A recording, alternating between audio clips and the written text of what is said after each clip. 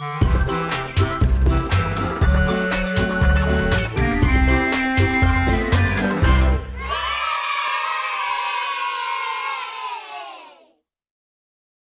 저는 서울대학교 교육종합연구소에서 일하고 있는 문공주라고 하고요. 오래전부터 그 융합교육 관련된 교수학습을 개발을 하고 또 연구해 오고 있습니다.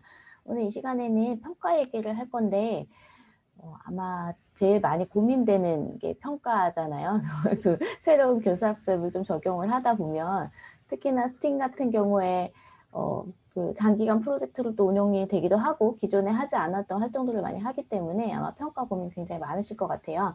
그래서 제가 얘기를 하면 현장에 적용할 수 있는 이런 팁들을 많이 못 드릴 것 같아가지고 오늘은 그 김미정 선생님하고 같이 저희가 진행을 하게 되어 있는데 아마 곧 들어오실 거예요. 그래서 앞부분에는 제가 간단하게 이론을 말씀드릴 건데 제가 설명드리는 내용을 뭐 이렇게 미리 자료집에서 살펴보셨겠지만 그 보면 우리 다 원래 알고 있는 내용이 아닌가라고 생각을 하실 거예요. 하지만 이제 그게 저희 학술적으로 어떤 용어들로 표현이 되는지 그리고 왜 중요한지에 대해서 잠깐 살펴보도록 하겠습니다.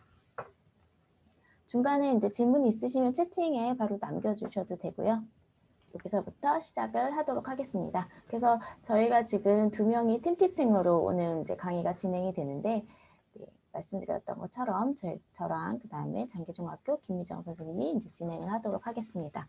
우선 스팀을 하면 우리가 이 수업의 목표가 무엇인지 아마 지난 그 금요일 날 하루 종일 또 연수도 들으셨고 또 그간의 생각들도 있으셔서 어떤 이제 선생님들만의 목표를 가지고 계실 수도 있어요. 근데 일반적으로 많이 진행되었던 그런 스팀 수업을 살펴보면 좀 프로젝트 형식으로 진행이 되는 경우가 많이 있어요. 지금 여기 보시는 사진은 제가 초등학교에서 진행했었던 그런 스팀 프로그램의 하나인데요. 많이들 하시는 프로그램 중에 하나죠. 이렇게 지진에 좀 강한 어떤 이런 구조물을 만들어서 테스트하는 건데 이렇게 지진을 약간 시뮬레이션 할 수 있도록 저희가 진동 발생기를 만들어 가지고 학생들 산출물을 거기다 올려서 테스트하도록 만들었어요. 그러니까 보시면 아시겠지만 스팀에서는 무엇을 만드는지 결과로 나타나는 산출물도 중요하지만 사실 이 학생들이 이거를 어떻게 이런 아이디어를 내게 됐고 왜 이걸 만들게 되었는지를 사실 알고 싶은 게 더 많이 있잖아요. 그래서 그러면 이런 문제를 해결하려고 했을 때 학생들이 가진 그 프로젝트를 받았을 때 어떤 거를 문제로 생각하게 되는지 그다음에 그 문제를 해결하기 위해서 어떤 자원을 이용하는지 또 어떤 대안을 제안하고 그중에 무엇을 선택하는지 사실 이 모든 과정 요소에 저희가 학생들이 학습이 일어나고 있구나 무엇을 배우지 어떤 경험을 하지 이거를 탐색해보고 싶은 그런 생각이 드실 거예요. 그래서 여기 보실 때도 학생들이 이제 이 전 프로젝트가 무엇인지를 전달받고 이제 자기들 조별 나름대로의 이렇게 프로젝트를 수행하게 된 다음에 최종적으로는 이렇게 앞에 나와가지고 어떤 조의 구조물이 가장 잘 만들어졌는지 테스트를 해보는 시간을 가졌어요. 그러면 여기서 무너지지 않는 거를 만드는 학생들이 가장 이 스팀 목적에 맞는 그런 수업 경험을 했고 또 어떤 좋은 성과를 냈구나 라고 평가할 수 있는 걸까요? 여기서 아마 선생님들 굉장히 고민하실 거예요. 이 조는 금방 무너지는 걸 만들었지만 학생들이 막 협력 활동하는 동안에 너무너무 협력도 잘했고 기존에 다른 학생들이 생각하지 못하던 어떤 기발한 아이디어를 냈거나 이랬는데 최종적으로 우리가 줬던 미션을 수행할 때는 금방 무너져 버리는 경우도 있어요. 그럼 이런 학생들에 대해서 우리가 어떻게 평가해 줘야 되는지 그리고 무엇이 평가 기준이 되어야 되는지 아마 고민이 많이 되실 것 같아요. 저도 항상 고민하고 있는 부분이고요. 자, 그러면 이것도 이제 그 유사한 예 중에 하나인데요. 그래서 학생들이 그러면 내는 것 중에 과정을 기록할 수 있는 거, 그다음에 산출물이 어떻게 기록될 수 있는지를 우리가 먼저 살펴봐야 돼요. 나오는 형태가 무엇인지. 스팀 수업을 하다 보면 대체로 중간에 학생들이 어떤 그 과정에서 나타나는 관찰이나 자기가 그 수집한 정보들을 기록할 수 있는 어떤 활동지들을 많이 하게 돼요. 그래서 이런 활동지를 통해서 학생들이 무엇을 하고 있는지 알 수 있고 또 앞에서도 보았듯이 마지막으로 학생들이 프로젝트 결과물로 만들어지는 결과물을 만들 수 있어요. 여기 보시는 거는 이제 그 과학예술융합에 좀 초점을 준 스팀 수업이었는데 미디어 파사들을 주제로 해서 학생들이 미디어 파사들을 이해하는 데 필요한 빛과 관련된 여러 가지 원리들을 탐색을 해요. 그래서 여러 가지 재료들의 빛이 반사될 때 어떤 특징이 있는지 조사하는 활동을 스스로 설계를 하고 그걸 진행한 다음에 자기만의 어떤 작품을 만들게 됩니다. 이 학생인 경우는 초등학생인데 프로젝트를 굉장히 잘했어요. 그래서 이 수업을 한 다음에 이거는 이제 영재 수업이어가지고 되게 여러 가지 이제 과정들을 이제 진행을 했었는데 그 중에 이제 이때 했던 스팀 프로그램이 가장 인상이 깊었는지 최종 산출물을 만들 때 이제 이걸 주제로 한 거예요. 그래서 그 한 학기 동안에 이게 약간 초반에 했던 프로그램인데 한 2, 3개월 동안 본인이 프로젝트 매핑을 하는 프로그램을 따로 배웠어요. 그래서 여기 보시면 학생이 만든 그 작품을 보시면 여기 이게 요 학생이 만든 건데요. 이쪽에 작품을 보시면 이렇게 건물 모형이 있죠. 네, 이 건물 모형까지 스스로 만들었어요. 그래서 이거 건물 모형을 만들고 이거에 맞는 작품을 이제 그래픽 프로그램을 배워서 다 한 다음에 제출물을 낸 거예요.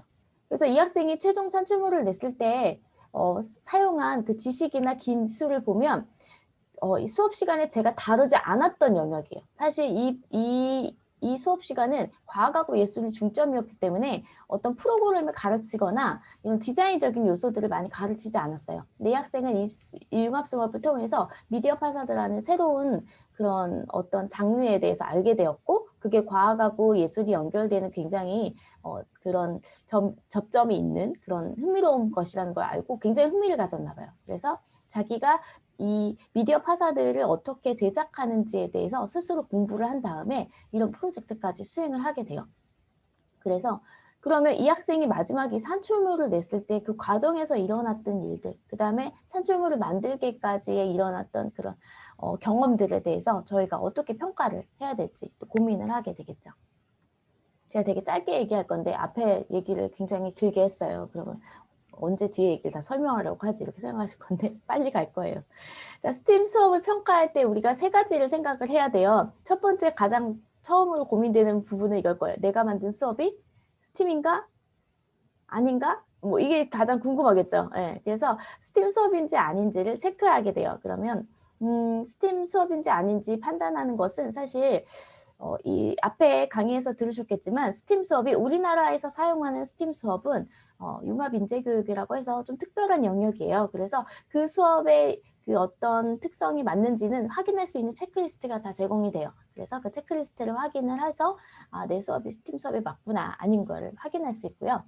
두 번째는 이 스팀 수업을 통해서 학습자가 무엇이 달라졌는가. 네, 요건데요. 이 부분이 되게 이제 답답하죠. 무엇이 달라졌는지를 눈으로 보이게, 그 다음에 어떤 우리가 지금까지 했던 지필고사나 뭐 이런 걸로 확인할 수 없는 부분들이 많이 있어요. 그래서 이때는 어떻게 평가를 하는가? 이때 평가는 대부분 이제 검사지나 사전사후 비교를 이용을 해서 측정을 많이 하게 됩니다. 왜냐하면 태도나 뭐 정의적 영역 같은 부분들이 이제 많이 포함이 되어 있기 때문에 그렇고요. 그 다음에 세 번째, 무엇을 학습했는가? 가장 핵심적인 거죠. 이런 학생들의 변화 중에서 어떤 태도나 아니면 앞에 얘기했던 정의적인 부분 이런 거 말고 정말 그 안에서 일어나는 학습이 무엇이었는가를 확인하는 것이 이제 있는데 이 부분이 바로 과정중심 평가에 해당이 되고 거기서 우리가 그 평가를 하기 위한 이제 어떤 루브릭 만드는 기술이 되게 중요하게 여겨집니다. 스팀 교육의 체크리스트는 간단히 넘어갈 건데요.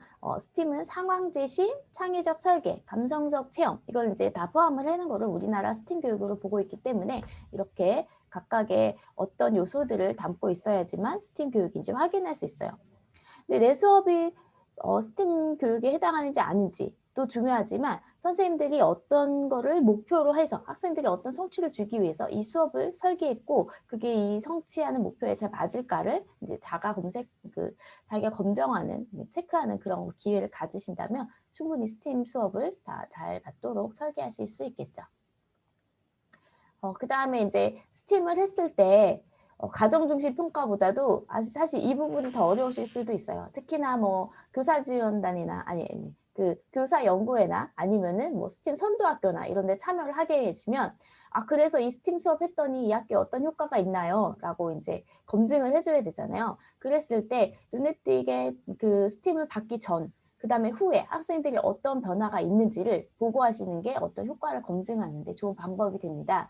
그렇기 때문에 그러면 스팀 수업을 경험했을 때 학생들이 어떤 변화가 있을까요? 우선 가장 변화가 나타나기 쉬운 영역은 뭐 과학기술에 대한 태도라든가 아니면 이공계열의 어떤 직업에 대한 관심이 높아진다던가 이 두 가지가 있을 수 있는데 이 둘은 스팀을 우리나라에서 처음에 강조할 때 목표로 했던 부분이에요. 그러니까 그 부분에 대해서 효과가 나타나는 것을 이제 어떤 기관이나 정부 관련된 그런 곳에서는 기대할 수 있고요. 그렇기 때문에 그런 부분들을 보고할 수 있겠죠. 근데 얘네들을 어떻게 측정하느냐? 대부분 이런 거는 자기 검정법이라고 해서 자기 스스로 문장을 읽고 내가 난 이 정도인 것 같아. 뭐 이렇게 표시하는 거 있죠. 여러분이 많이 하셨던 리커트 스케일이라고 부르는 그런 그 측정 방법을 많이 써요. 그래서 내가 과학을 좋아한다. 1에서 5까지 표시를 했을 때 5라고 표시하는지 4라고 표시하는지 이 점수로 나타나는 거예요. 이런 자기검정법은 여러 가지 단점이 많이 있어요. 내가 잘한다고 느끼는 게 학생마다 개인차가 있겠죠. 선생님들도 마찬가지지만 되게 막 저는 스팀 수업에 대해서 지금 제가 여쭤본다면 잘 아시나요? 라고 물어봤을 때 잘 안다고 대답하시는 분들의 기준이 다 다를 거예요. 그렇기 때문에 그런 자기검정법, 자기평정법은 결국에는 되게 주관적인 평가에 의존하는 그런 문제점이 있기는 해요. 하지만 되게 많은 학생을 대상으로 해서 통계를 내게 되면 이제 그런 부분들에 대한 문제점을 좀 해소를 할 수 있고요. 그래서 내가 무엇을 평가할지 요소를 추출을 합니다. 만약에 과학에 대한 태도 이런 거를 안다면 이렇게 그 태도를 검사할 수 있는 그런 그 검증된 검사지를 찾으면 되고요. 그 검사지를 찾은 다음에는 이제 검사 도구를 선택을 해요. 그래서 검사지를 찾는 것이 선택 단계죠. 그래서 신뢰도가 타당도가 검증된 어떤 도구를 선택을 하고 보통 이런 도구들은 연구 논문에 많이 나타나 있어요. 그래서 혹은 이제 재단이나 아니면 다른 곳에서 효과 검증을 위해 미리 검사 도구를 만들어 놓는 경우도 있거든요. 그래서 그런 거를 찾아서 선택을 하시면 되고 그 검사 대상 누가 할 건지를 선택을 한 다음에 사전 사후 검사를 실시를 합니다. 사전하고 그러니까 프로그램 하기 전후가 어떻게 변했는지 알기 위해서 사전 사후 같은 검사를 중복해서 실시를 합니다. 자, 그런 다음에는 자료를 이제 수집한 거를 가지고 분석하고 보고하는데 이 과정에서는 좀 통계적인 기술이 필요해요. 그래서 보통은 엑셀이나 SPSS 같은 것을 이용을 해서 결과를 가지고 사전 사후의 평균 변화가 통계적으로 유의한지 아닌지를 이제 검증을 하게 되는데 대부분 t-테스트를 사용을 해서 검증을 하게 됩니다. 그래서 그러려면 통계적으로 t-테스트를 검증하는 방법을 아셔야겠죠. 네. 네, 그것까지 이 시간에 다룰 수는 없으니까 그거는 저희가 나중에 좀 준비를 해가지고 네, 그 동영상으로 제공을 좀 해드리도록 할게요. 이 연수 기간에는 아니고 네, 저희 교육지원단에서 앞으로 좀 준비를 해볼 예정입니다.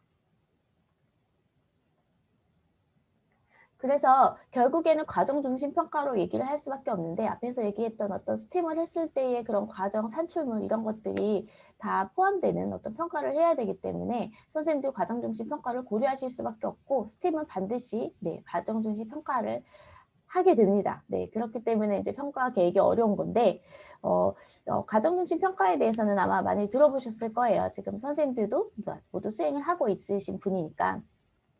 자, 과정 중심 평가를 왜 해야 되느냐라고 생각하면 우선 가장 중요한 관점은 학습이라는 것이 무엇인지에 대해서 과거와 현재의 관점이 완전 달라요.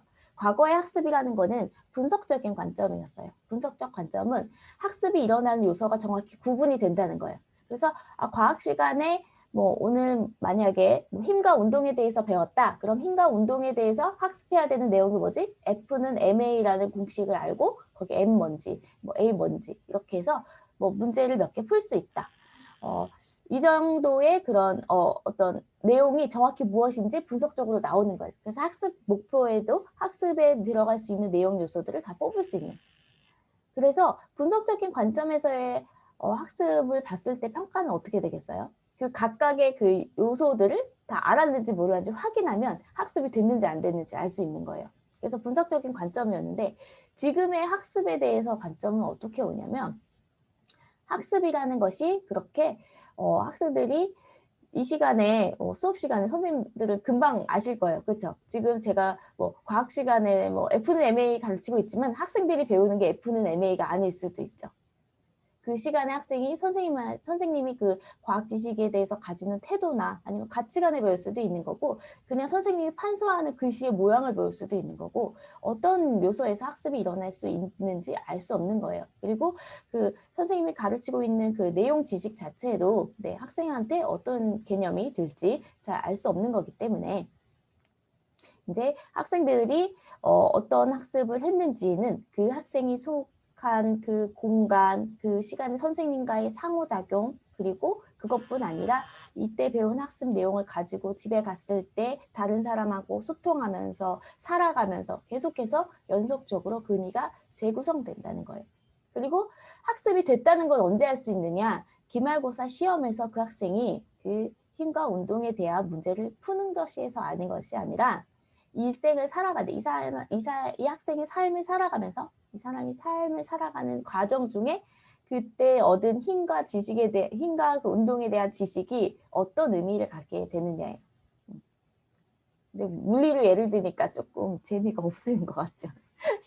힘과 운동에 대해서 우리가 삶에서 많이 느끼게 될까요? 근데 사실 경험적으로 굉장히 많이 익숙하게 적용하게 되는 개념인데 좀 과학이라서 삶과 동떨어진 느낌이 들죠. 자, 그렇게 해서 학습에 대한 관점을 이렇게 종합적인 관점으로 바꾸게 되면 결국에 학습을 평가하는 것은 저희가 그냥 단순하게 산출물을 평가하거나 결과에서 나타나는 학습자의 성취만을 보고 평가하는 것이 이제 불가능하다는 것을 알게 됩니다. 그렇기 때문에 네, 저희는 이제 과정 중심의 평가를 해야 되는 거죠. 그래서 수팀 평가를 하려면 과정 중심이 돼야 되기 때문에 되게 어려워요. 어렵기 때문에 어떤 부분들이 어려움이 있는지를 좀 정리를 해봤어요. 우선 평가를 설계하기가 어려워요. 그 결과 중심인 평가, 이전에 하던 그런 분석적인 학습의 관점에서의 평가에서는 평가 계획이 조금 더 면밀하게 짜기가 쉽죠. 분석적으로 배워야 되는 내용 요소들이 정해져 있으니까 그거를 확인하는 거를 이제 명확하게 체크하면 되는 거죠. 그런데 이제 그게 그 스팀 수업에서의 어떤 이런 과정 중심 평가를 오면 학생들의 생각이 최대한 반영되는 프로젝트 수업을 준비를 해야 돼요. 그리고 어떤 과정이 일어날지도 좀 상상을 해야 돼요. 근데 어떤 그냥 핵심 개념에 대한 체계를 이렇게 파헤치는 것보다 이렇게 총체적인 어떤 일어나는 과정을 상상하는 것은 선생님들한테 훨씬 더 어려운 일이죠. 그렇잖아요. 무슨 일이 일어나는지 학생들이 원래 가지고 있는 그 생각이 뭔지 이런 것들을 되게 고려하기 어려운 거여서. 자, 그 다음은 제 이거 빨간색 왔다 갔다 너무 해가지고 좀 약간 불편하신가요? 두 번째, 여기가 이제 제일 어렵죠. 평가의 공정성. 기존의 결과 중심 평가, 대부분 이제 지필 평가로 이루어지는 이런 방식에서는 약간 사람들이 모두 다 공정하다고 느껴져요. 근데 과정 중심 평가를 하다 보면 이거 아무리 막 면밀하게 루브릭 짜서 피드백을 다 제공을 해도 학생이나 그 학부모 입장에서는 이거 공정하지 않다고 느낄 수 있는 거예요. 왜 이렇게 평가가 됐는지 이제 이의를 제기를 할 수도 있고 이제 문제 제기를 할 수도 있고, 그렇기 때문에 이런 평가의 공정성 부분에서 이제 어려움이 있어요. 근데 어떻게 보면 저는 참 이상하다고 생각하는 게 지필 평가는 그렇게 다 공정한가요? 어떤 문제를 출제하는지 어떤 방식으로 출제하는지에 따라서 학습자가 굉장히 성취가 달라질 수 있는데 이제 오랫동안 그렇게 평가를 해왔고 또 결과를 금방 이렇게 정량화할 수 있는 점 때문에 이제 더 공정하다고 생각이 드는 거지만, 사실은 과정 중심 평가에서도 충분히 교사가 평가 전문성을 살린다면 공정성을 보장받을 수가 있습니다. 그 다음에 뭘 기록할 거냐, 평가를 했으니까. 그런데 학생들의 과정을 평가하려면 어때요? 아까 학생들이 이렇게 활동지 같은 거를 해서 미리 이렇게 내용을 자기가 뭐 했는지 기록을 하는 것도 있지만, 그 외에도 선생님들이 학생들을 계속 관찰을 해야 되고 과정의 수행을 밝힐 수 있는 기록물들을 계속해서 수집을 해줘야 됩니다. 그렇기 때문에 이 평가를 기록하는 부분까지 계획에서부터 다 생각을 하셔야겠죠. 자, 그러면 이런 문제점들을 돌아보니까 어때요? 결과 중심 평가보다 네, 과정 중심 평가를 하는 게 훨씬 이제 좀 어려운 점이 있겠죠. 네. 그러면 여기에서 잠시 선생님들의 의견을 조금 들어보도록 할까요? 혹시 이 과정 중심 평가, 어떤 프로젝트 중심의 이런 수업을 평가하는 데 있어서 네, 이런 어려움이 있다라고 조금 공유해 주실 선생님 계신가요?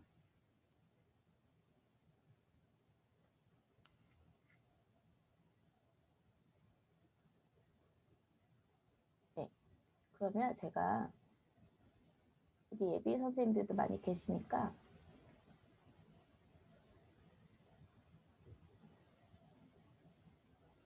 혹시 이경서 선생님 답변 조금 해주실 수 있나요?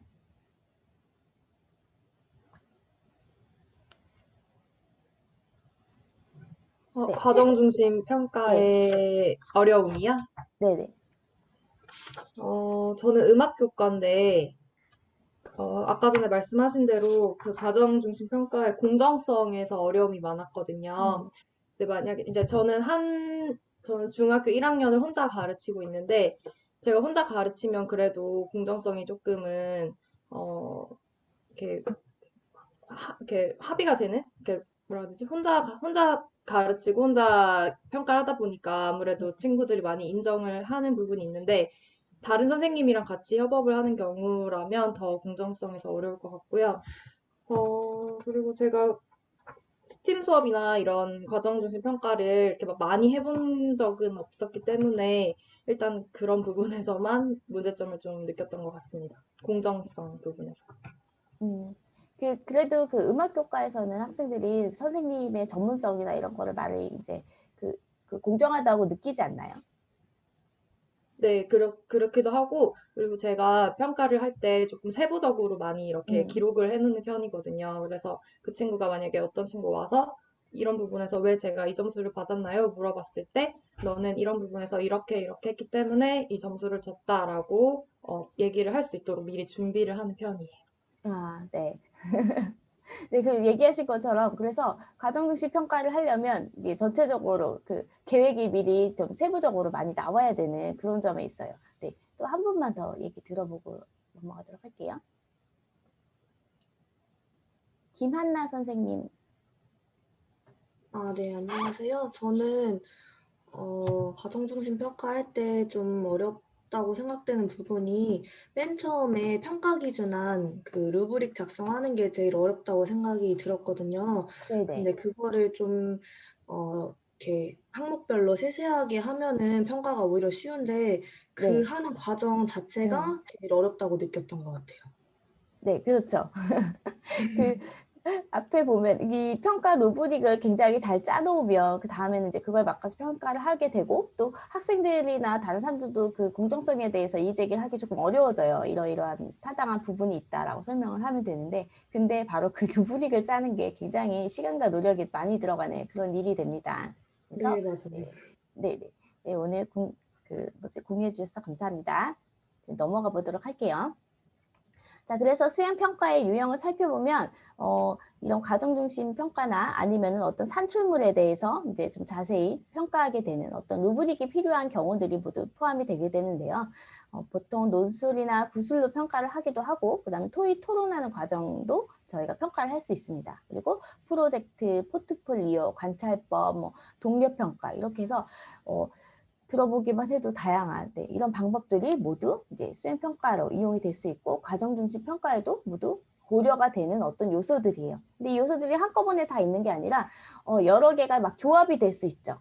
이 수업에서는 토론 토의를 해서 포트폴리오도 만들고 동료 평가를 한다. 뭐 이런 식으로 조합해서 사용할 수 있기 때문에 어떤 것들이 있는지 이렇게 탐색을 해보시고 적절한 것들을 이용하시면 될 것 같아요.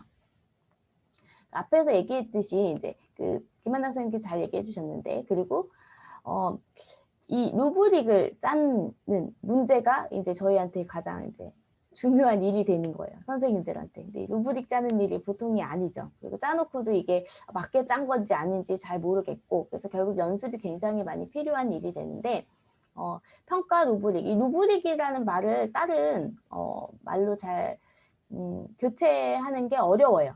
이 준거라고 쓰기에는 좀 의미가 다르고 정확히 루브릭이라는 말을 한국말로 표현하는 그런 것이 없는 것 같아요. 그래서 보통 이제 그냥 루브릭이라고 많이 쓰고 아니면은 그냥 수행평가 기준 이 정도로 뭐 수행평가 채점표 정도로 부를 수 있는 것 같습니다. 그래서 루브릭을 세울 때는 우선은 두 가지가 있는데 평가를 뭘 할 건지에 대한 준거, 그 다음에 단계 이렇게 두 가지가 있어요. 혹시 루브릭을 한 번도 작성을 안 해보신 분들 계신가요? 그렇지는 않죠. 네, 아마 평가 루브릭 다들 한 번씩 작성을 해보셨을 거예요. 수업 계획을 하다 보면 해야 되니까. 자, 그래서 이런 걸 루브릭이라고 부릅니다. 평가하기 위해서 우리가 만들어 놓은 어떤 상세한 평가 도구. 이것만 가지고 있으면, 좋은 루브릭만 하나 있으면 사실 평가를 하는데 어렵지가 않아요. 네. 자, 그래서 평가 루브릭 그러면 어떻게 짜는지 우리가 봐야겠죠. 네. 바로 이거를 이제 오늘 연습하려고 했던 거였는데, 자, 루브릭을 하면 뭐가 좋으냐? 우선 학생들이 작업에 어떻게 평가되고 무엇이 기대되는지를 명확히 알 수 있어요. 루브릭을 작성하는 과정에서 선생님들이 아시겠지만 오늘 이 말 되게 많은 것 같아요. 아시겠지만. 왜냐면 이 루브릭이 몰라서 못 짜는 게 아니라 잘 짜는 게 어려워서 못 짜는 거거든요. 네. 이 루브릭을 할 때에 선생님들이 이 과제에 대해서 일어나는 일들, 그 다음에 학생이 어떤 상태인지 이런 거에 대해서 정말 면밀하게 관심을 가지고 세세한 정보들을 수집을 하셔야 촘촘하게 잘 짤 수가 있어요. 그렇기 때문에 이 과정에서 내가 뭘 학생들한테 배우게 하고 싶은지, 이 학생들은 처음 시작하고 끝에 어떤 변화를 일으킬 수 있는지 등이 잘 드러나는 요소가 뭔지 계속 탐색을 하셔야 됩니다. 그 다음에 평가 기준이 명확한 용어로 정의되니까 이제 루브릭이 이제 좋은 거죠. 그 전에 과정에서 일어나는 일들에 대해서 모호하게 표현되는 것들을 우리가 언어로 표현할 수 있는 평가 기준으로 판단할 수 있는 그런 용어를 사용해서 정리를 해놓는 것입니다. 여기 써진 장점들은 다 뭐냐면 결국 루브릭이 얼마나 좋은 루브릭을 만드는 게 어려운지를 더 사실 설명을 하고 있는 거예요. 평가 기준이 명확한 용어로 정의돼야지만 좋은 루브릭이라는 거예요. 그리고 학생들이 자신의 작업 수준을 정확하게 판단할 수 있게 그만큼 어떤 일이 일어날지 정말 디테일하게 알고 있어야 된다는 거죠. 그러니까 좋은 루브릭을 만든다는 거는 사실 그 선생님들의 많은 경험하고 그 다음에 연습에서 사실 나오는 것 같아요. 저도 굉장히 어려워하는 부분 중에 하나거든요. 그 루브릭의 유형을 이제 그냥 좀 이론적으로 좀 살펴보면 루브릭은 총체적인 것, 그다음 분석적인 것, 이 두 가지 특성으로 좀 구분을 할 수가 있어요. 총체적인 관점이라는 거는 그냥 전반적으로 이제 판단을 하는 거예요. 그래서 되게 많은 학생들을 대상으로 평가를 해야 된다거나 과제가 많을 때 저희가 총체적인 관점에서의 루브릭을 이제 생성을 합니다. 총체적인 관점이라는 거는 되게 큰 틀로만 하는 거예요. 그래서 뭐 이 주제의 명료함, 그 다음에 뭐 내용의 충실성 뭐 이런 식으로 해서 큰 카테고리만 나눈 다음에 그거에 대해서 전반적으로 평가하는 것을 우리가 총체적 관점의 루브릭이라고 하고요.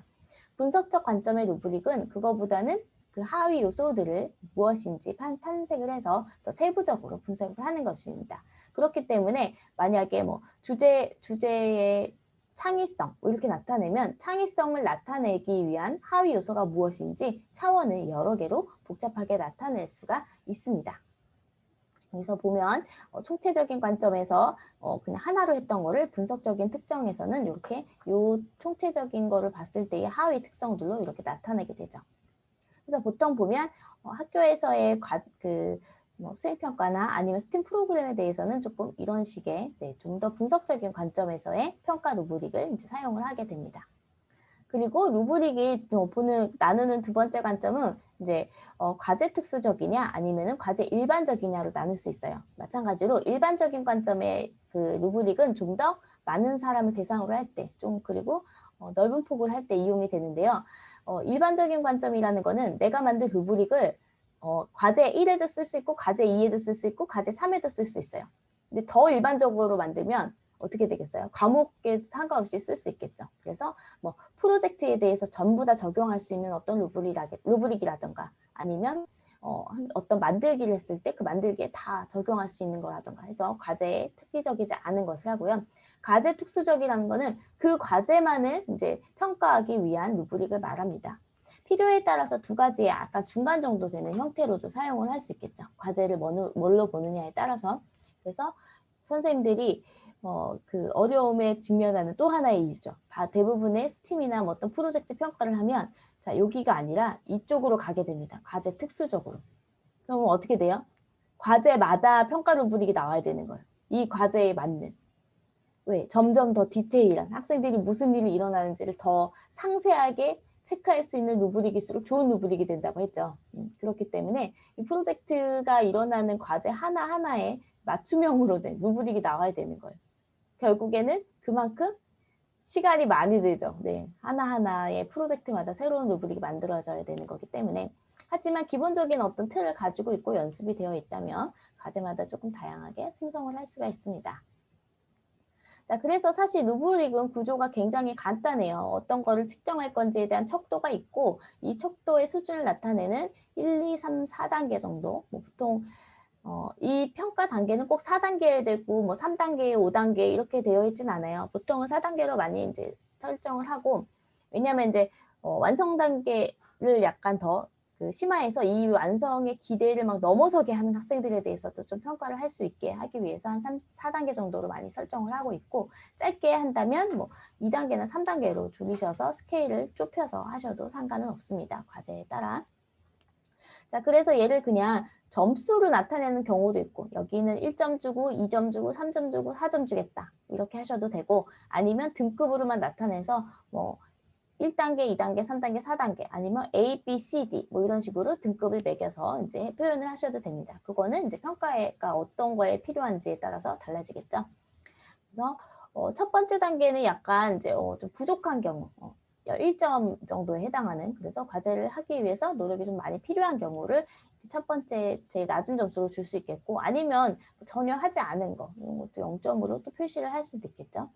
발전 단계라는 거는 과제를 완성하고 문제 해결 활동에 참여하는 거. 그 다음에 완성 단계는 과제를 높은 수준으로 완성함. 그래서 보통 이렇게 루브릭을 만들 때 맨 마지막에 가장 높은 수준의 점수를 주는 거는 선생님이 요구한 것 이상으로 어떤 수행을 하는 학생들을 위한 그런 척도를 마련해 주시면 되고요. 보통 3단계 정도에서 이제 적절하게 이 수업에서 요구하는 과제들을 다 했을 경우에 이제 여기에 해당하게 됩니다. 자, 예시를 하나 볼 건데요. 이거는 이제 프로젝트의 평가 루브릭 대신데 이건 이제 융합 수업을 한 어떤 그 수업에서의 평가 루브릭이에요. 여기는 보면은 이 프로젝트에서 해야 되는 일들에 대해서 되게 상세히 적었어요. 그래서 이 프로젝트는 이렇게 슬라이드를 만들어요. 예쁜 예술적으로 볼 수 있는 어떤 예쁜 슬라이드를 만들어서 관찰을 하는 게 이 수업의 목표예요. 그래서 이제 생물 시간하고 그 미술 시간이 이렇게 같이 이렇게 연결된 그런 통합 수업인데 이 수업을 했을 때에 이제 학생들이 뭘 나중에 했어야 되느냐라고 하는 거에 대한 평가를 하기 위해서 한 건데 샘플을 만드는 거, 그다음에 슬라이드를 준비하는 거, 그다음에 사진을 찍는 거, 그다음 작품에 대한 설명 그리고 안전 이렇게 5가지를 선생님은 이제 평가 요소로 뽑으신 거예요. 그래서 안전을 되게 중요한 부분의 하나로 넣으셨다는 거 알 수 있겠죠. 그래서 샘플에 대해서는 좀 보면은 가장 낮은 단계 수행이 더 필요한 거에 샘플의 이름과 설명을 작성하지 않았다. 거의 이제 기본적인 걸 이수하지 않은 상태고요. 대부분의 샘플의 이름과 설명을 작성했다. 이러면 이제 한 이제 2단계 정도, 3단계에서는 과학 노트에 5개 샘플의 이름과 설명을 했다. 그래서 5개 한 것. 그럼 여기는 뭐 3, 4개 정도 했겠죠. 일단 과학 노트에 5개 샘플의 이름과 설명을 작성해서 설명이 포함된 샘플 스케치가 있다. 이 정도를 이제 기대 이상의 성과. 좀 더 상세하게 적은 거죠. 선생님이 이름하고 뭐 이렇게 설명 쓰라고 했는데 거기에 대해서 좀 더 자세한 기대 이상의 성과를 낸 거를 볼 수 있습니다. 그래서 여기 보시면 여기 샘플 개수, 그 다음에 사진 같은 경우에 몇 개 이상이 된다 이런 게 많이 있죠. 익숙하실 거예요. 그렇죠? 저희가 이거 리브릭 짜다 보면 성과를 몇 개 만들었느냐를 기준으로 해서 많이 평가 기준을 세우기도 해요. 그래서 이렇게 개수가 있으면 조금 쉬운 느낌이 드는데 오히려 이런 부분들이 학생들이 창의적인 거를 내거나 아니면 이런 부분 그런 데 있어서는 평가하는데 조금 더 좋은 전략이 아닐 수도 있어요. 개수를 정하는 게. 자, 그래서 그 다음에는 이제 슬라이드 준비나 여기 안전에 대해서 한번 볼까요? 안전에 대해서는 안전 가이드 내용을 대부분 준수하지 않았다. 이걸 평가하려면 어떻게 해야겠어요? 학생한테 내가 안전 가이드를 잘 지켰는지 안 지켰는지 물어보는 뭐 체크리스트를 줘서 그거에 대해서 뭐 몇 개가 체크되어 있으면 대부분 준수하지 않은 걸 본다던가 이렇게 확인할 수도 있고, 아니면 선생님의 관찰에 의존하게 되겠죠. 네, 그래서 관찰을 했더니 이 학생이 안전 가이드를 잘 준수했는지 안 했는지 이런 거를 판단하게 돼요. 그래서 사실 이렇게 이 루브릭만 짜놓는다고 해서 이게 모두 다 끝나는 게 아니라 이 루브릭에 해당하는 그 내용들을 평가하기 위한 다른 그런 또 평가 기준이 필요할 수도 있고 평가 전략이 필요할 수도 있게 돼요. 여기 안전의 경우에 뭐 안전 체크리스트를 학생들한테 줘야 된다던가, 아니면 선생님이 안전에 관련해서 학생들의 활동을 기록하는 어떤 기록지를 또 작성해 놓았다거나 라는 방법이 필요하겠죠. 아니면 안전에 대해서 학생들이 잘 알고 있는지 간단한 뭐 퀴즈 같은 거를 볼 수도 있을 거예요. 그래서 이 루브릭을 가지고 있다는 게 이걸 가지고 선생님이 어떤 과제를 보고 루브릭에 맞는지 그 산출물을 보고 바로 체크할 수도 있지만, 각각의 항목이 다른 산출물, 그다음에 다른 기록을 가지고 평가를 할 수도 있어요. 그렇기 때문에 더욱 면밀히 준비를 해야 되는 그런 지점이 있습니다. 두 번째는 글을 작성한 거에 대한 루브릭이에요. 이런 거는 조금 더 간단하죠. 왜냐하면 하나를 보고 하니까. 프로젝트는 각 루브릭이 봐야 되는 산출물이나 뭐 결과나 기록물이 다를 수도 있는데, 논술 평가는 그래도 그 논술 기록지를 보고서 이제 저희가 그것만 보고 몇 점인지 요소를 하면 됩니다. 그래서 논술 평가나 뭐 토론이나 이런 부분들은 유사하게 되는데, 여기선 평가 항목이 뭐 전체 구성, 주정을 뭐 잘했는지, 근거가 맞는지, 결론을 잘 냈는지 정도로 이제 파악을 하고 있어요. 그래서 이 평가 항목을 잘 구성하는 게 결국에는 이 학습 목표를 우리가 잘 판단하고 있는지를 알 수 있는 그런 증거가 됩니다. 자, 그래서 그 간단하게 생긴 이렇게 네모나게 생긴 이 표를 이제 하나 만들기 위해서 저희가 계속 생각을 하는 건데, 프로젝트 평가를 하는 거에서 이제 루브릭을 만드는 것만큼 더 중요한 게 있어요. 그게 뭘까요? 과정 중심 평가에서 루브릭을 만들어서 이제 하는 이유는, 루브릭을 가지고 학생들의 이제 과정에서 일어나는 일들, 그다음에 여러 가지 요소들에 대해서 그 성취를 표시를 할 수가 있는데, 성취를 표시해서 이 학생들을 너는 1등이야, 너는 2등이야 이렇게 정하는 게 사실 중요한 걸까요? 과정중심 평가에서? 아니죠. 네, 과정중심 평가, 학습에 대한 관점도 완전히 바뀌었기 때문에 과정에서 일어나는 일을 평가한다는 의미가 가진 게 뭐겠어? 이 과정을 잘하는지 지켜보겠다라는 것이 아니라 학생들이 이 과정에서 성취를 할 수 있게 잘 도와줘야겠다가 더 핵심이에요. 평가를 하는 목적이 완전 다르죠. 그래서 하나의 예시로 여기 연구 프로젝트를 평가하는 과정인데요. 스팀 RN이라는 그 프로젝트, 1년 동안 수행되는 프로젝트를 했을 때의 평가 과정이에요. 보면 자, 평가 기준이 뭔지 안내를 하고 온라인 평가를 해요. 그 다음에 피드백을 한번 줍니다. 학생들이 어떻게 했는지에 대해서. 자, 이때의 피드백은 앞으로 자, 처음에 너네가 계획했던 연구를 어떻게 하면 좋겠어?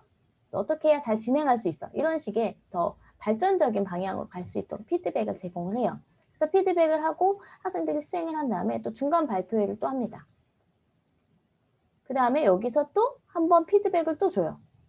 너네 중간 발표 들으니까 뭐 이렇게 됐어. 그러니까 이런 피드백을 줄게. 그래서 피드백을 제공을 합니다. 그 다음에 마지막에는 과제 보고서를 제출을 하고, 네, 그렇게 하면 그 다음에 또 어떻게 되겠어요? 맨 마지막에 최종 발표를 하고 최종 발표 때 또 학생들한테 또 한 번 피드백을 제공을 하게 돼요.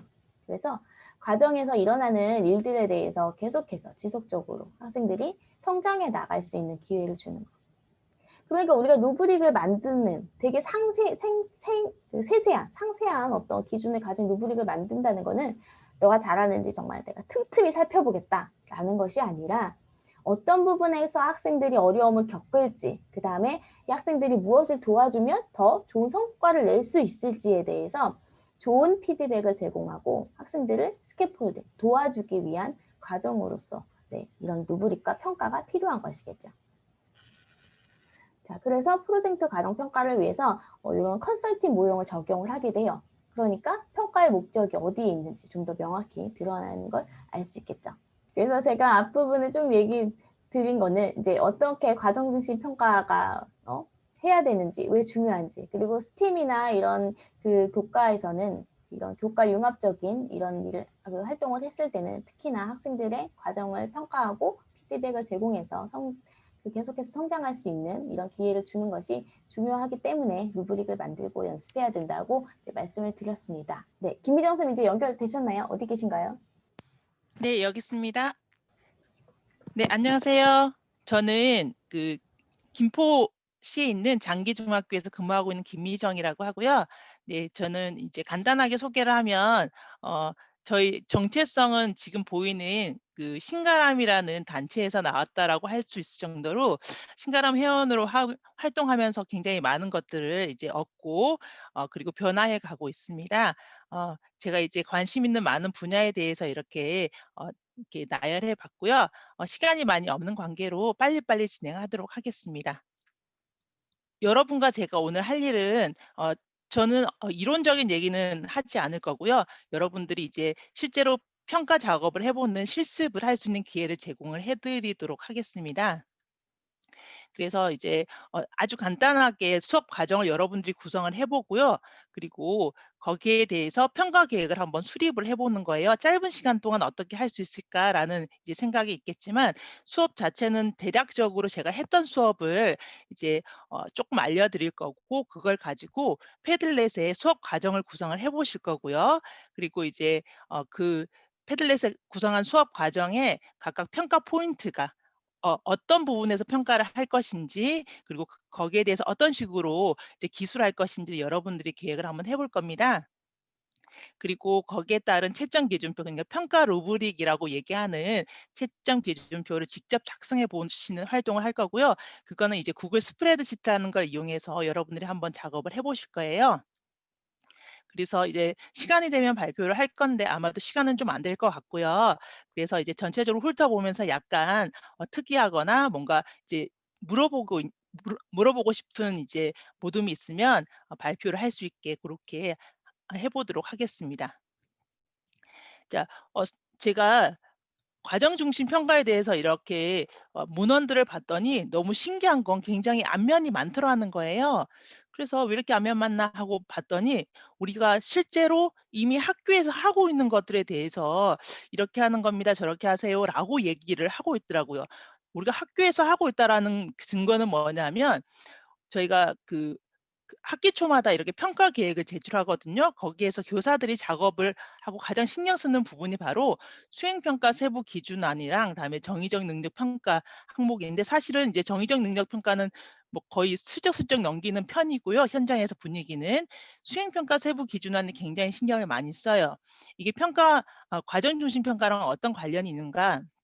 를 보면 저희가 기술하는 게 이런 형식이 경우가 많잖아요. 이제 현직 선생님들은 아실 텐데 약간씩 형식은 다르더라 하더라도 이렇거나 아니면 이렇거나. 네. 두 개가 되게 비슷하죠. 두 개가 되게 비슷한데 네. 보면 살짝 다른 거는 여기 보시면 이 부분이 좀 다르죠. 뭐냐면 앞에서는 교육과정 성취 기준이라는 말을 쓰고 여기서는 평가 준거 성취 기준이라는 말을 썼잖아요. 사실 교육과정 저희가 항상 성취 기준을 먼저 쓰게 돼 있는데 성취 기준은 교육과정에서 내려오는 걸 쓰는 수도 있어요. 그런데 저희가 스팀 수업을 한다거나 또 다른 프로젝트 수업을 할 때 보면 그 교육과정에 있는 성취 기준이 딱 맞지 않는 경우가 많죠. 그럴 때는 이렇게 평가 준거 성취 기준을 스스로 만들어서 이렇게 사용할 수가 있습니다. 여하튼 저희가 이런 식의 수행평가 세부 기준안을 많이 쓰는데 여기에 보면 사실은 거의 저희가 과정 중심 평가가 다 반영이 되어 있더라고요. 그래서 우리가 수업을 계획할 때 어떤 식으로 평가와 관련 지어서 계획을 하는지를 보면 여기에 중요한 용어들 한번 보면 평가 기준이나 영역이나 평가 요소, 뭐 이렇게 상중하 이렇게 표현하는 것들 이런 것들이 있는데 제일 처음에 저희가 성취 기준, 즉 여기서는 평가 준거 성취 기준일 수도 있고요. 교육과정 성취 기준일 수도 있는데 우리가 학생들이 이 수업을 통해서 어디에 도달했으면 좋겠는지 도달점을 먼저 생각을 하죠. 그리고 나서 음, 그 수업을 구성을 합니다. 수업을 구성하면서 어떤 부분에 평가를 하게 될지, 즉 평가할 영역을 정하게 되고요. 그리고 나서 이제 평가 요소, 저희가 평가 요소라고 하지만 결국은 잘 살펴보면 뭐랑 좀 비슷하냐면 체크리스트랑 되게 비슷해요. 거기서 아이들이 어떤 것들을 잘 수행해야 되는지, 즉 내가 기대하는 최대의 성과를 한번 적어 보는 거죠. 그런 것들이 평가 요소가 되고요. 그리고 어 그리고 실제로 어 평가한 그 평가 요소들을 잘 서술해서 평가 기준으로 만들어서 이렇게 어 최종적으로 연결하게 됩니다. 그래서 이런 순서로 저희가 하는데, 이것을 이렇게 수행평가 세부 기준 안에는 이런 식으로 이제 적게 되는 거죠. 그러면 어 제가 우리가 가정 중심 평가를 하고 있는지 좀 의문이었다고 얘기했잖아요. 근데 지금 분명히 과정 중심 평가를 하고 있는 건 맞는 것 같아요, 형식적으로는.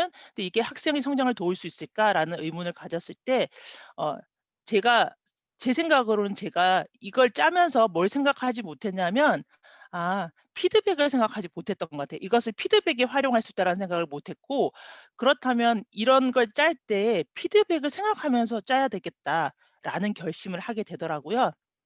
자, 그래서 피드백에 대한 관심이 좀 있었고요. 그래서 어 저희가 약간 이런 채점 기준 평가 루브릭을 짜면서도 이렇게 피드백으로 연결될 수 있게 굉장히 많이 고민을 해야겠다라는 생각을 했습니다. 그래서 수업 과정을 설계를 하고, 그래서 평가 루브릭 즉 채점 기준표를 잘 작성해서, 그리고 피드백 전략까지 잘 수립하고, 그래서 학교에서 요구하는 이런 형식들을 잘 갖추면 저희가 굉장히 모든 것들이 일치하는 그런 자신감 넘치는 수업을 할 수 있지 않을까라는 생각이 들고요. 다시 한번 오늘의 할 일 정리를 해 보면, 여러분은 수업 과정을 구성해 보실 거고요. 거기에 따른 평가 계획도 수립하실 거고요. 그리고 채점 기준표를 작성하고 하실 겁니다. 어떤 식으로 하실 거냐면요. 어 우선 패들렛을 모둠마다 제공을 할 거예요. 그러면 이 패들렛에 어 제가 모두마다 해야 되는 수업 과제들을 다 표시를 해 놨거든요. 그래서 그러면 그 수업을 위해서 어떤 과정으로 수업을 할지 그거를 흐름을 한번 적어 보는 거예요. 그래서 여기 보면 제일 먼저 처음에 뭐 안내하기, 뭐 모둠 짜기, 주제 정하기, 뭐 계획 수립하기, 이런 식으로 내가 결정한 수업에서 아이들이 어떤 식으로 이렇게 흐름을 따라서 갈지를 이 패들렛에 적어 보고, 그리고 난 다음에 그럼 그중에서 내가 평가에 반영할 것들은 무엇인지 그거를 하트로 달아보는 거예요. 하트로 달아보고, 그리고 난 다음에 음 어 그 하트로 다른 것들이 사실은 이제 서로 연결되는, 그러니까 하나의 어떤 평가 요소로 뭐지 평가 영역으로 들어갈 수 있거든요. 그래서 이렇게 평가 영역에 대한 이름들을 적어 보는 거예요. 여기서 보시면 프로젝트 계획 수립이라는 거는 지금 흐름상으로 다른 활동에 들어가 있지만 하나의 영역으로 묶어서 얘기할 수도 있잖아요. 그래서 평가 영역을 정해 보고, 그리고 이제 그 안에서 내가 얘네들이 이걸 통해서 어떤 것들을 해야 되는지 일종의 체크리스트 같은 걸 적어 보는 거예요. 그러면 이 체크리스트에 해당하는 것들이 평가 요소가 되는 거죠. 그래서 어 전체적으로 보면 수업 과정이 설계가 되고, 다음에 거기에 따른 이제 평가 포인트, 평가 영역이 결정이 되고, 그리고 평가 영역들마다 평가 요소가 결정이 되는 거죠. 그러면 이거를 잘 묶어서 잘 하면 저희가 채점 기준표를 만들 수가 있거든요. 그래서 이 패들렛은 수업 설계랑 평가 계획을 동시에 할 수 있어요. 그리고 이 패들렛을 사용하면 좋은 점은, 이거를 아주 세세하게 내가 필요한 어떤 뭐 학습지라든지 아니면 준비해야 되는 거라든지 뭐 이런 것들에 대해서 세세하게 적고 나면, 이것을 학생들에게 공개를 하면 미리 수업 안내도 되고 평가 계획 안내도 되거든요. 그래서 잘 활용할 수 있을 것 같다 싶어서 제가 패들렛을 준비를 했고요. 그리고 나면 금방 평가 요소들을 잘 이렇게 정리를 해서 상중하로 잘 나누면, 그것이 이제 채점 기준표에 적힐 수 있잖아요. 그래서 채점 기준표를 제가 구글 스프레드시트를 준비를 했거든요. 거기에다가 요렇게 그것을 적어 주시면, 제가 구글 스프레드시트를 준비를 한 이유는 어 제가 만든 구글 스프레드시트의 특징은 이렇게 빨간색의 즉 채점 기준표에다가 평가 기준들, 다음에 여기 점수, 그리고 각 척도마다 이렇게 서술을 요렇게 하게 되면, 그다음으로 가서 학생들 이름과 그리고 뭐 이렇게 평가된 결과를 입력을 하게 되면, 그다음에 개인별 보고서가 가능하고요. 학생 개인별 보고서. 학생 개인별 보고서는 이런 역할을 하는 것 같아요. 학생에게 너가 현재 지금 이런 정도로 와 있어. 또는 완전한 결과에 대한 어떤 안내, 이런 것도 되고, 또 교사 입장에서는 보면서 이게 이 아이한테 충분한 피드백이 될까라는 어떤 그 자기 모니터링도 가능할 것 같아요. 그리고 난 다음에 가능하다면 이것을 저희가 생기부에 기록하는 거로도 연결할 수 있겠다 싶어서, 저희가 사실 대부분은 생기부로는 이제 뭐 상중하 중에서 상에 해당하는 것들을 주로 적어 주잖아요. 그래서 상에 해당하는 아이들 연결해서 자동으로 과세특으로 연결되게끔 이렇게 구글 스프레드시트로 만들어 놨거든요. 그래서 여러분들이 이거를 직접 어 지금부터 작업을 한번 해 보도록 하겠습니다. 그래서 제가 지금 여러분들이 실습할 수 있는 페이지를 만들어 놨거든요. 그래서 그쪽으로 여러분들이 이동을 하도록 하겠습니다. 지금 여러분들이 제가 드린 주소로 이제 들어오시면 아마 이런 화면이 보이실 것 같아요. 평가 계획 설계의 실제라는 화면 보이시나요? 네. 여기 보시면 일단 제가 아주 간단하게 설명을 먼저 드릴게요. 1단계로는 여러분들이 아까 말씀드렸던 것처럼 패들렛을 활용해서 수업 과정과 평가 계획을 동시에 한번 짜 보실 거예요. 이게 조금 시간이 걸릴 것 같아요. 제가 조금 더 일찍 왔어야 했는데, 그래서 제가 모든 모둠의 시트에 제가 기본적으로 요걸 깔아 놨어요. 이걸 깔아 놓은 이유는 그냥 너무 빈 화면만 있으면 막막하실 것 같아서 이걸 깔았고요. 이거는 여러분들이 이제 그 삭제를 하셔도 괜찮아요. 여러분들이 다 편집 가능하게 해 놨기 때문에 삭제 가능하실 것 같아요. 그래서 어떤 식으로 작업을 하시냐면, 이제 수업이 있다 그러면 이런 식으로 플러스를 해서 여기에 예를 들어 뭐 발표하기 이런 식으로 적어 보는 거죠. 이런 식으로 적고, 그러고 난 다음에 이게 뭐 그 뭐지? 평가를 할 건지 말 건지, 예를 들어 이거 평가해야겠다 그러면 여기다 하트를 다는 거예요. 그리고 평가할 때 얘를 어떤 평가 영역에서 무엇이라고 할 건가, 뭐 그러면 그냥 발표라고 할 수도 있어요. 그죠? 발표 이런 식으로 하고, 그리고 구체적으로 뭐 이제 뭐 발표 자료를 이게 체크리스트 같이 자료를 보기 좋게 잘 정리하였다. 이런 식으로 어 그 이때 수행해야 될 어떤 그 최고 성과들을 적어 보는 거죠.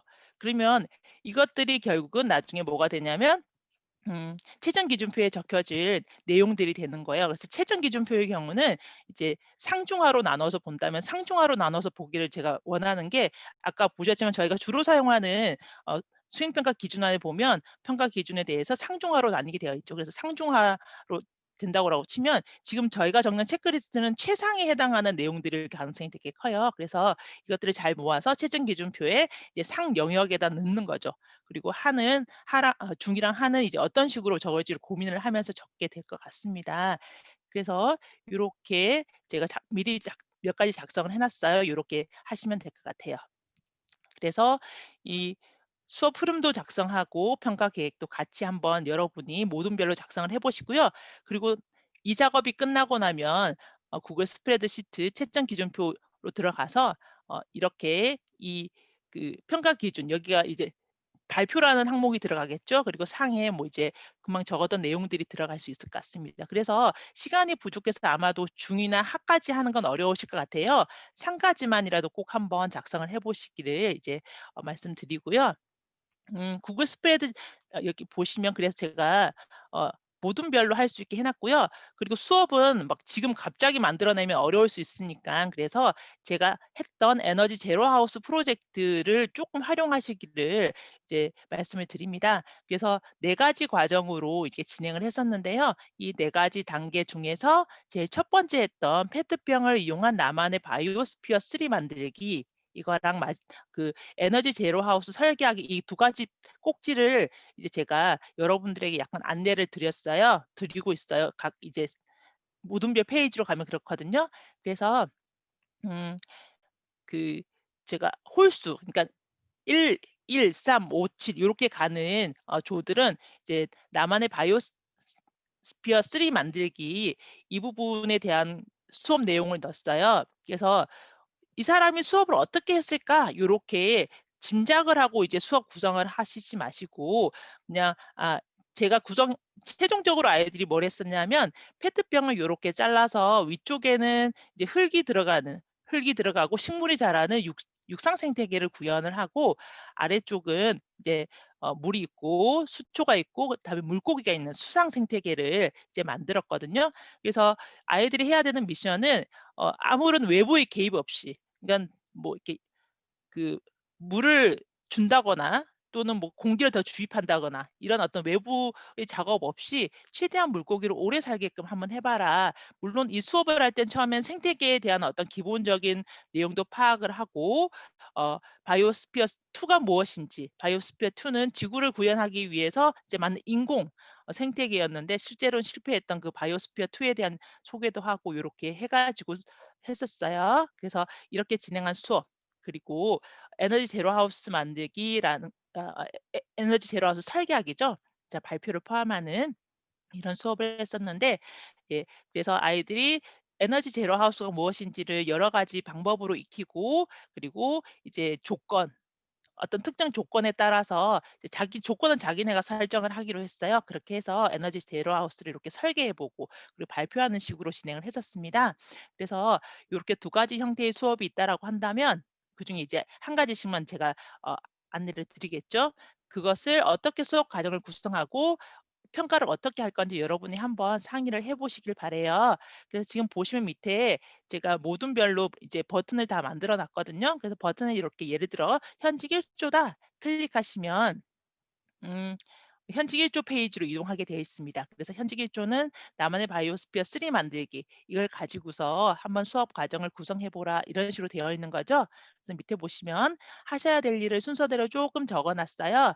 네. 그리고 수업 과정은 '이 사람이 어떻게 했을까?' 고걸로 가지 마시고 아 그냥 "우리라면 이렇게 하자."라는 식으로 해서 이제 구성하시면 될 것 같아요. 그래서 여기 보시면 여기서 바로 작업이 가능한데 사실 여기서 작업하시면 약간 제한이 있더라고요. 그래서 여기 버튼 눌러서 패들렛 바로 가기로 가셔서 작업하시면 좋고요. 그리고 이 작업이 다 끝나고 나면 이제 말씀드렸던 것처럼 체크리스트에서 평가 요소에서 이제 상위에 해당하는 것들을 잘 추려서 여기에 이제 채점 기준표에 한번 넣고 작성을 해 보시길 바라요. 제가 음 이거를 말씀드리는 이유는 한번 사실 저는 이제 교사가 가장 좀 편하게 작업을 했으면 좋겠다. 교사가 실제로 교육적인 목적이 아닌 다른 것 때문에 힘들어서 포기하는 건 없었으면 좋겠다 싶어서 되도록이면 쉽게 어떻게 할 수 있을까를 되게 많이 고민하는 스타일이거든요. 그래서 이런 식으로 구글 스프레드시트나 엑셀을 활용하면 어떨까 싶어서 한번 제안을 해 보는 부분도 있어요. 제가 클릭했을 때 연결되는지 잘 모르겠는데 혹시 화면상에 지금 구글 스프레드시트 보이시나요? 네, 잘 보여요. 네. 그래서 예를 들어서 여기에다가 입력을 한번 해 볼게요.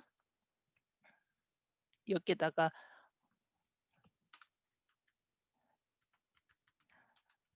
이렇게 말도 안 되는 김미정 짱을 한번 넣어 볼게요. 그러면 이것이 그다음 시트에서 보면 학생들의 어떤 성질을 다 넣었어요. 그러고 나면 학생별 보고서에 이렇게 자동으로 이렇게 들어왔죠. 김미정 짱이. 그쵸? 그래서 뭐 다른 학생을 선택을 했을 때 이 학생은 상이 아니었네요. 네. 뭐 여하튼 상인 학생을 하면 이렇게 김유정장이 바로 반영되죠. 그쵸?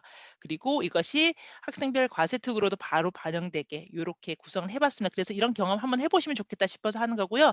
그래서 사실은 채점 기준표만 요렇게 잘 넣어 놓고 학생들 평가만 요렇게 상중하로 요렇게 해 놓으면 이제 바로 나머지는 다 자동화되게끔 요렇게 해 놨고요. 채점 기준표에서도 점수를 예를 들어서 이 빨간색을 난 10 점을 줄 거야. 그러면 옆에 점수들도 자동으로 변환되게 이렇게 해 놨습니다. 그래서 지금부터 여러분들께서요. 음 그 네. 소모임으로 이동을 하시고 그래서 잠깐만요. 아이고 자꾸 움직이네. 네. 그래서 그리고 이동하실 때는 다른 방법으로 이동하셔도 괜찮습니다. 옆에 이동 탭들이 있거든요. 이동 탭을 이용해서 이동하셔도 되고 네. 네.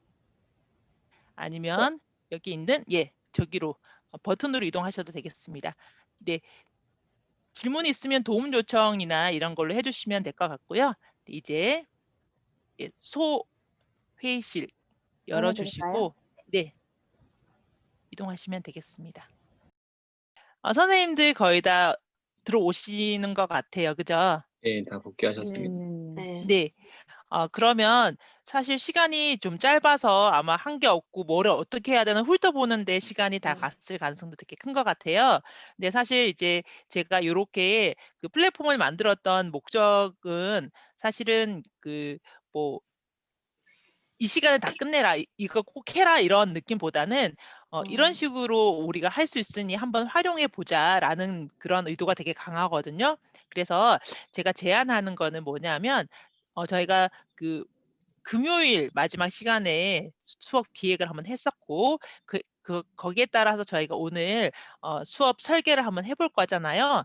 그때 이 툴을 한번 활용해서 해보시면 어떨까 그러기도 하고, 실제 이거는 이제 저희가 작업을 하고 나면 학생들에게 평가를 하기 전에 또는 수업을 하기 전에 안내를 해야 되잖아요. 그랬을 때 그 안내 용도로 아이들에게 제공을 하면 수업 흐름이 어떻게 되는지 정말 한눈에 잘 들어오기도 하고 뭐 이런 용도로 많이 쓸 수 있을 것 같아요.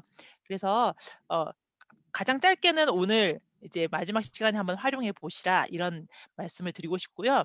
그리고 더 바라는 거는 현장에서도 이렇게 직접 활용을 해보시면 좋겠다라는 그런 제안을 드리는 겁니다.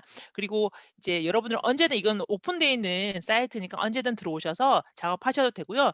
그리고 재미있는 건 제가 만든 구글 이 사이트 도구는 여러분들이 사본으로 여러분이 가져가실 수도 있어요. 그러기도 하고 여기 있는 패들렛도 마찬가지로 리메이크를 해서 여러분들이 가져가실 수도 있고요. 구글 스프레드시트도 마찬가지로 사본 만들기로 다 가져가실 수 있거든요. 그래서 여러분들이 다 활용할 수 있는 거니까 저는 이제 여러분들이 많이 활용을 하시면 더 좋을 것 같습니다. 네, 이렇게 해서 마치면 또 될까요? 네, 고생하셨습니다. 네, 선생님 네. 감사합니다. 네. 네, 혹시 문공주 교수님 뭐 마무리 발언하실 거 있으신가요? 네, 오늘 저희 연습을 해보는 시간이 조금 있었으면 좀 더 좋았을 텐데요. 아마 그래도 어떤 거를 논의하고 무엇을 더 생각해야 되는지 많이 좀 알 수 있으셨을 것 같아요. 지금 그리고 김희정 선생님 준비해주신 틀을 가져가셔가지고 연습, 조원끼리 개발하는 프로그램을 적용해서 해보시면 좋은 기회가 될 것 같습니다. 네, 오늘 강의 들어주셔서 감사합니다.